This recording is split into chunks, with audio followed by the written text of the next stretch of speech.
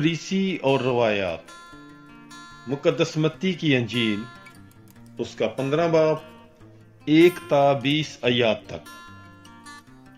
तब यरूशलेम से फरीसियों और फकीयों ने यीशु के पास आकर कहा, तेरे शागिर्द बुजुर्गों की रवायत क्यों अदूल करते हैं, क्योंकि वो रोटी खाते वक्त हाथ नहीं धोते। पर उसने उनसे जवाब में कहा कि फिर तुम क्यों अपनी रवायत के सबब से खुदा का हुक्म अदूल करते हो, क्योंकि खुदा ने कहा है कि तू अपने बाप और अपनी माँ की इज्जत कर, और जो कोई बाप या माँ को बुरा कहे वो जरूर मारा जाए। बरक्स इसके तुम कहते हो कि जो कोई बाप या माँ से कहे कि मेरी जिस चीज से तुझे फायदा पहुंच सकता है वो नजर है, तो वो अपने बाप या अपनी माँ की इज्जत ना करे। बस तुमने अपनी रवायत के सबब से खुदा के हुक्म को बातिल कर दिया। ए रियाकारो, अशाया ने क्या खूब तुम्हारे हक में नबूवत की है कि ये कौम होंठों से तो मेरी तौकीर करती है, मगर इनका दिल मुझसे दूर है।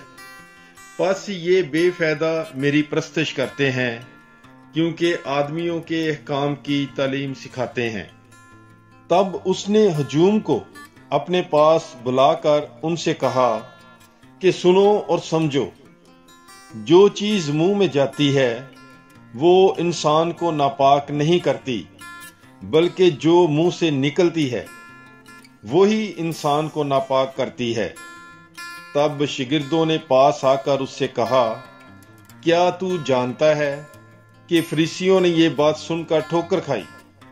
पर उसने जवाब में कहा, जो पौधा मेरे आसमानी बाप ने नहीं लगाया वो जड़ से उखाड़ा जाएगा। इन्हें जाने दो, वो अंधे अंधों के रहनुमा हैं, और अगर अंधा अंधे की रहनुमाई करे तो दोनों गड्ढे में गिरेंगे। फिर पतरस ने मुखातब होकर कहा कि ये तमसील हमें समझा दे। तो उसने कहा, क्या तुम भी अब तक बेसमझ हो? क्या तुम नहीं समझते कि जो कुछ मुंह में जाता है वो पेट में पड़ता और जाए जरूर में फेंका जाता है। लेकिन जो बातें मुंह से निकलती हैं वो दिल से निकलती हैं, और वही इंसान को नापाक करती हैं, क्योंकि बुरे इरादे मुंह से निकलते हैं, यानी खून रेजियां, जनाकारियां, हरामकारियां, चोरियां, झूठी गवाहियां, कुफर गोइयां। यही बातें हैं जो इंसान को नापाक करती हैं, मगर बगैर हाथ धोए खाना इंसान को नापाक नहीं करता।